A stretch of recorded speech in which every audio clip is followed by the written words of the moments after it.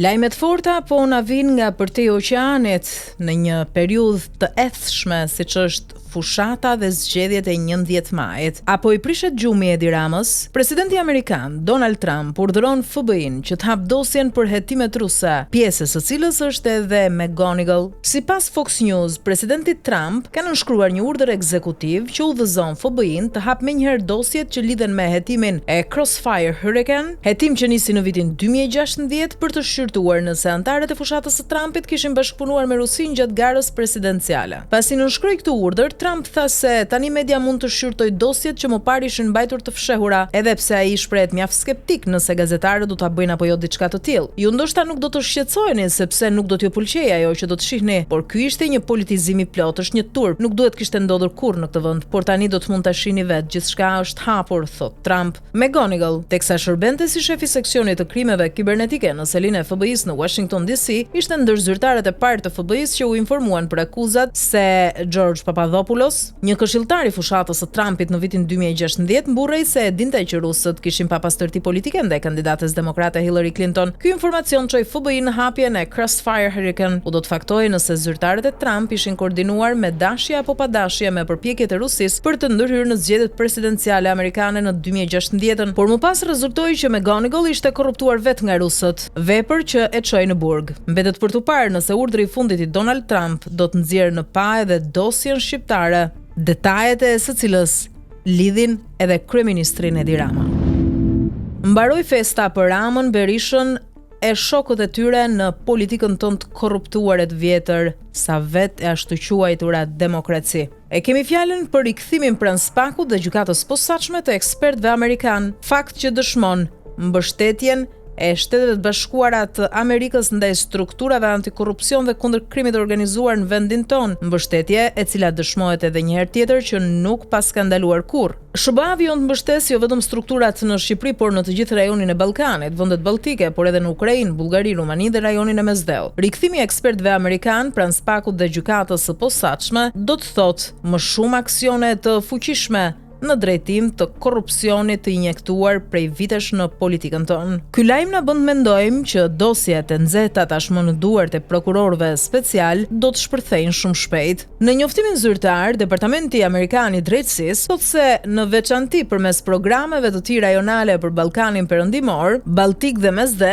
OBDA ofron asistencë të gjerë teknike të fokusuar në pastrimin e parave, shkeljen e sanksioneve dhe krime të tjera të sofistikuara financiare të lidhura me korrupsionin. Lufta efektive ndaj korrupsionit është një kriter kryesor për procesin e antarësimit në Bashkimin Evropian, thekson ndër të tjera Departamenti Amerikan i Drejtësisë. OBDA zhvillon kapacitetin hetimor dhe prokurorial kundër korrupsionit të partnerëve në të gjithë Europën dhe ofron asistencë në hartimin e legjislacionit për të forcuar kuadrin ligjor përkatës dhe për të siguruar përputhjen me kërkesat dhe konventat për të mbështetur bizneset amerikane. Në vendin tonë OBDA luajti një rol të rëndësishëm në ngritjen e prokurorisë speciale, njëjtë sikur veproi edhe me procesin e njohur të vettingut që spastroi prokurorë e gjyqtar të korruptuar nga sistemi.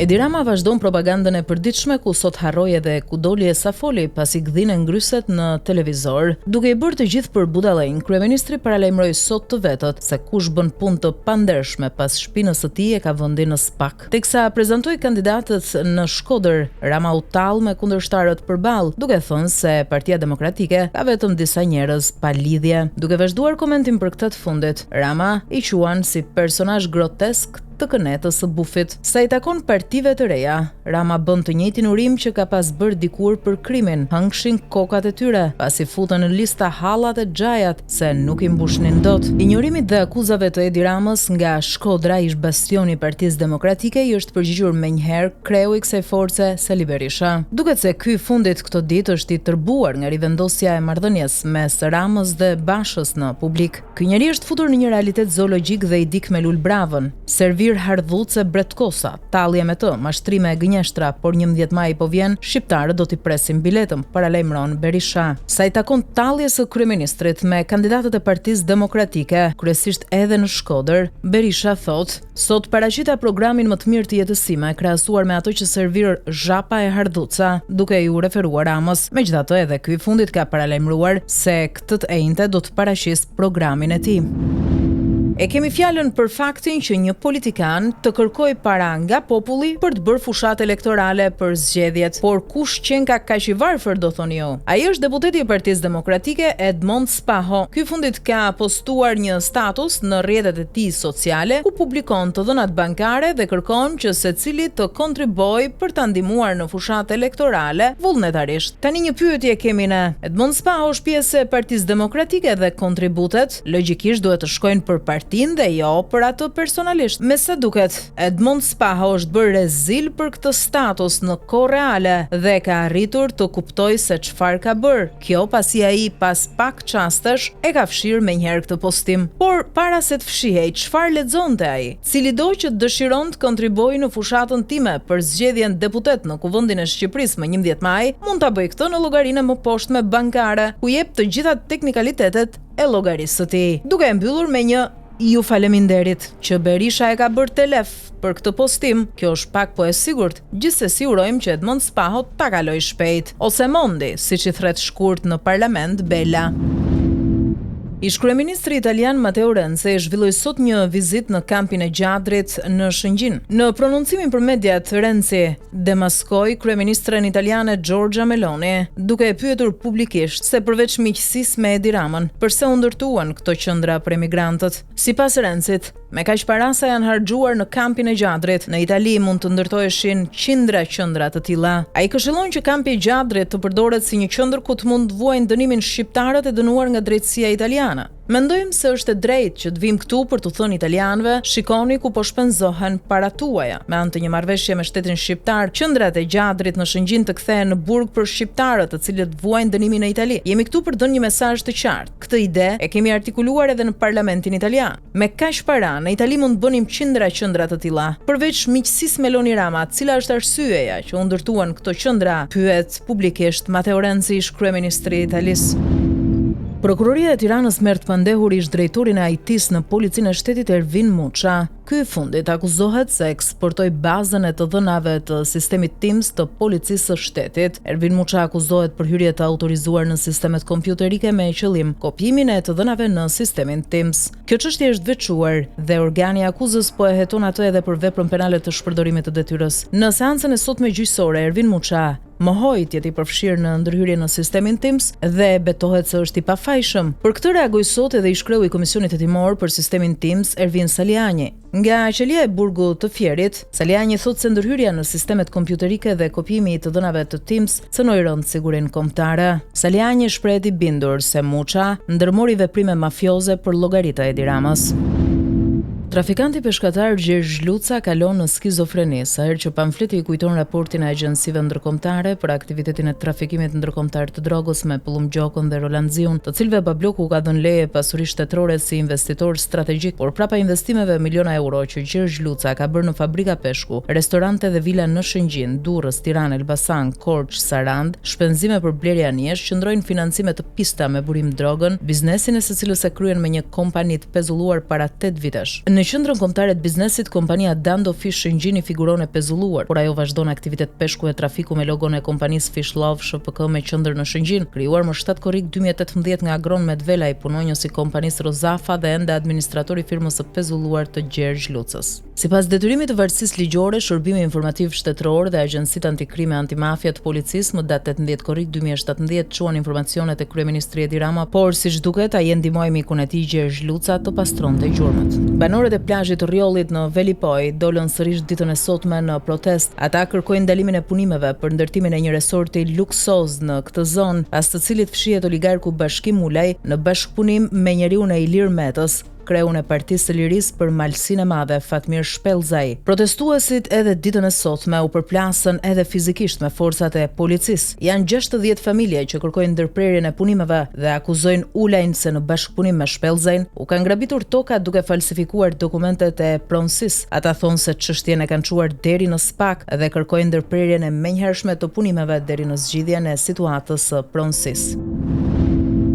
Mbyllja e transmetuesit Zëri i Amerikës me urdhër të presidentit Donald Trump zbuloi që kjo media me shtrirjen dhe ndikimin në të gjithë botën kishte 1300 punonjës në qendër dhe korrespondente analistë në shumë shtete. Gjatë raportimit që Këshilli Drejtues i RTS-s bëri në Komisionin për Mediat, u zbulua fakti që ka 1200 punonjës në qendër dhe stacionet e saj në Gjirokastër, Korçë, Shkodër dhe Kukës. Mjafton krahasimi mes numrit të punonjësve të Zëri i Amerikës dhe RTS-s për të kuptuar se sa parazit paguhen nga shteti dhe çfarë mjerimi programor mediokriteti e banalitete shka. Zëri i Amerikës, që deri para 10 ditësh transmetonte 1500 orë lajme në javë në 50 gjuhë, financohej nga buxheti i shtetit amerikan dhe kishte gazetar, analistë, korrespondent, profesionistë që bënin gazetari edhe në shtete në gjendje lufte. RTS financohet nga buxheti i shtetit dhe transmeton 4 herë nga 15 a 20 minuta lajme në ditë, me përmbajtje për qeverinë, politikën dhe lajme sociale të kopjuara nga portalet, por edhe programe mediokre dhe ritransmeton nga 3-4 herë në ditë të njëjtë dokumentar të para 15-20 vitesh. Lajmet dhe programet e transmetuesit të Zëri i Amerikës me 1300 punonjës i kanë ndjekur e gjithë bota, ndërsa lajmet dhe programet e RTS-s nuk i ndjek as kryeministri Rama, i cili ka deklaruar publikisht se nuk e shikon dhe nuk do ta shikojë kurrë këtë rangall. Por pavarësisht se kryeministri e quan RTS-n rangall, i jep çdo vit 6 milionë euro nga buxheti i shtetit. I lejon të mbaj 15 milionë euro të taksës së televizorit çdo vit, afro 2 milionë euro të ardhurra të tjera dhe i miraton strukturën me 1200 punonjës. Dashë mbylli Zërin e Amerikës megjithëse kishte ndjekje globale, ndërsa qeveria shqiptare nuk themi të mbyllë RTS-n që nuk e shikon as babloku, por të mos i paguaj 1200 punonjës që vegjetojnë dhe drejtor, borde që kanë punësuar familjarët dhe dashnoret që veç vjedhin e rrin kot. Sipas studimit për strukturat programore që ka bërë Ministria e Financave në RTS, duhet ketë maksimumi 300 punonjës, por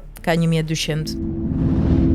Kryeministri i Kosovës Albin Kurti ka rënë pre mashtrimit të komedianëve Vovan dhe Lexus, duke menduar se po komunikonte me presidentin e Letonisë. Në videon e bërë publike, kryeministri i Kosovës flet për luftën hibride ruse, sulmin i bër Le Pen, situatën e sigurisë, por edhe çështje të tjera të rëndësishme. Duke folur për Richard Grenell, njeriun e Donald Trumpit, Kurti dëgjohet teksa e cilëson si homoseksual. Në reagimin e zyrës së kryeministrit Kurti thuhet se biseda zhvilluar më datë 11 shkurt, pak pas zgjedhjeve të 9 shkurtit dhe se nuk ishin kohë për ta verifikuar, teksa pranon që ka rënë pjesë e këtij kurthi. Kurti bën me faj Rusin që është e fiksuar pas Kosovës. Ngjarja ka ndodhur më 11 shkurt, pak pas zgjedhjeve të 9 shkurtit, në një periudhë kur kryeministri Kurti po pranonte mesazhe të shumta urimi dhe thirrje për rezultatin e zgjedhjeve. Për shkak të kohës, jo gjithmonë ishte e mundur të kryeshin verifikimet e plota të çdo telefonate. Ky incident fatkeq përforcon atë që kemi ditur prej kohësh. Rusia është e fiksuar pas Kosovës dhe vazhdon ta ketë vendin ton. Gjatë fushatës zgjedhore për zgjedhjet parlamentare të 9 shkurtit, Sputnik Serbia dhe Russia Today publikuan mbi 60 lajme të rreme dhe artikuj dezinformues, duke ndërhyrë në procesin ton demokratik, siç dokumentohet nga misioni i Bashkimit Evropian për vëzhgimin e zgjedhjeve. Përfundon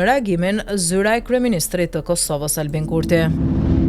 Pas arrestimit e Ekrem İmamoğlu nga regjimi i presidentit Erdogan në Turqi, Stambolli ka zgjedhur kryebashkiakun e përkohshëm. Këshilli i qytetit të Stambollit zgjodhi sot Nuri Aslan nga partia opozitare si kryebashkiak në detyrë pas arrestimit të İmamoğlu. Aslan, kandidati i opozitës kryesore, Partisë Popullore Republikane, udhëhoqi votimin në të dyja raundet e para, por nuk arriti të sigurojë shumicën e kërkuar. Në raundin e tretë, Aslan u zgjodh me 177 vota, ndërsa rivali i tij Zeynel Abidin Okul nga Partia për Drejtësi dhe Zhvillim në pushtet mori 125 vota. Më herët Aslan është emëruar si nënkryetari i parë i bashkisë nga Këshilli Bashkiak i Stambollit vitin e kaluar. Ndërkohë Europa po i shet çdo ditë më shumë me shumë shqetësim zhvillimet e fundit në Turqi pas burgosjes së Ekrem İmamoğlu, por jo vetëm. Në reagimet e tyre të shpeshta, ata po presin çdo ditë një reflektim të mundshëm të presidentit turk Recep Tayyip Erdogan, mirë po ky fundi duket se është i vendosur në asgjësimin definitiv të çdo rivali që i del përpara në rrugën e tij të pushtetit të pasosur.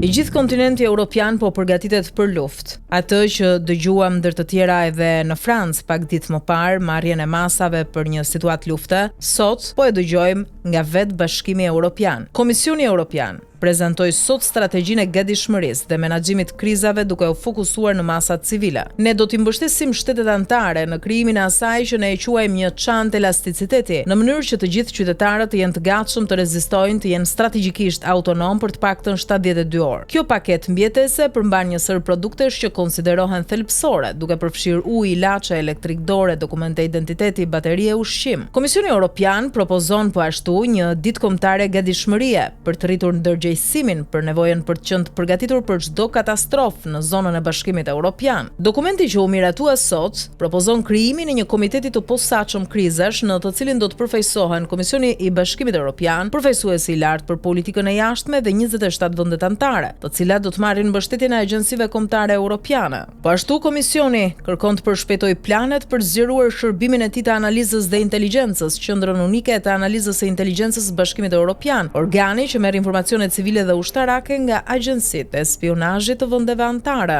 Nga ana tjetër, Bashkimi Evropian po synon krijimin e një platforme digjitale për qytetarët dhe udhëtarët që të kenë informacione mbi rreziqet dhe opsionet e disponueshme në raste krizash. Unioni thekson po ashtu rëndësinë e koordinimit të rezervave strategjike të barnave, lëndëve të parakritike e energjisë dhe ushqimit në nivel Bashkimi Evropian.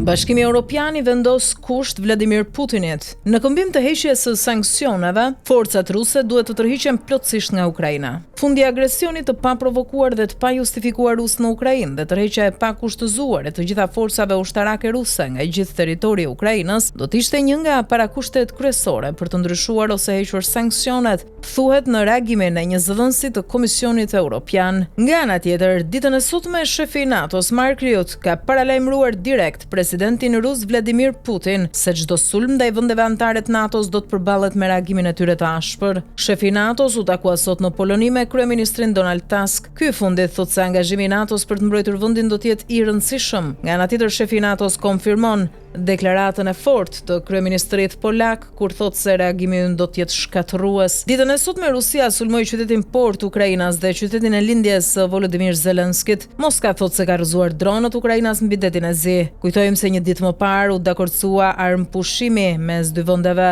Megjithatë, regjimi i Putin thotë se nuk do të fillojë derisa të hiqen sanksionet ndaj Rusisë, duke shtuar një tjetër kusht për Bashkimin Evropian. Megjithatë, sot ka bërë një deklaratë të fortë vetë presidenti amerikan Donald Trump, duke thënë se është pikërisht homologu i tij rus Vladimir Putin, ai që po e shtyn armpushimin. Reimana ishte protagonisti kryesor në fitoren e Shqipërisë me rezultatin e pastër 3-0 ndaj Andorrës, këtë të hënë në stadiumin Air Albania. Sulmuesi kuqezi shënoi 2 gola të bukur që në pjesën e parë të takimit dhe është përzgjedhur nga UEFA si një nga kandidatët e mundshëm për të fituar çmimin e lojtarit të raundit të dytë të kualifikueseve të vlefshme për Kupën e Botës. Së bashku me Reimanaj në garë për këtë çmim janë edhe Karol Swiderski i Polonisë, Martin Odegaard i Norvegjisë dhe Haris Haradinovic i Bosnjë Hercegovinës. Votimi është hapur në faqen e UEFA-s dhe të gjithë tifozët mund votojnë.